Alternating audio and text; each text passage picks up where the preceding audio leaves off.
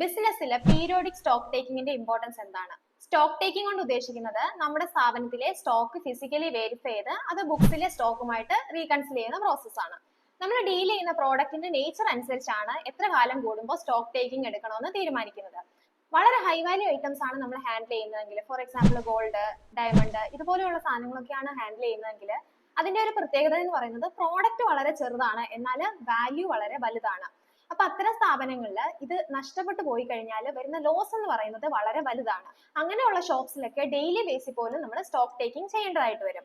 എന്നാൽ for example ഒരു super market പോലെയുള്ള സ്ഥലങ്ങളിൽ വളരെ വലിയ വോളിയം ഐറ്റംസ് ഹാൻഡിൽ ചെയ്യുന്ന സ്ഥാപനങ്ങളാണ്. അവിടെയൊക്കെ ഡെയിലി സ്റ്റോക്ക് ടേക്കിംഗ് എന്ന് പറയുന്നത് ഒരിക്കലും പോസിബിൾ അല്ല. അങ്ങനെയുള്ള സ്ഥലങ്ങളിൽ ചിലപ്പോൾ മന്ത്ലിയോ അല്ലെങ്കിൽ ക്വാർട്ടർലിയോ ഈവൻ ഹാഫ് ഇയർലിയോ ചിലപ്പോൾ ആനുവലി പോലും ആയിരിക്കും സ്റ്റോക്ക് ടേക്കിംഗ് നടക്കുക.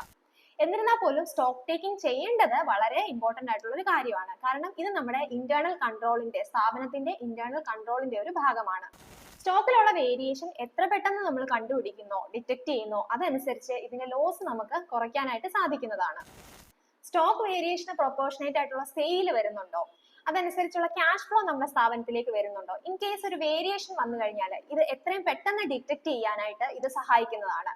ഫോർ എക്സാമ്പിൾ ഒരാഴ്ചക്കുള്ളിൽ തന്നെയാണ് നമ്മൾ ഇത് ഡിറ്റക്ട് ചെയ്യുന്നതെങ്കിൽ നമുക്ക് ആ ഒരു പീരീഡിനുള്ളിൽ അത് റിക്കവർ ചെയ്തെടുക്കാനുള്ള സാധ്യതയുണ്ട്.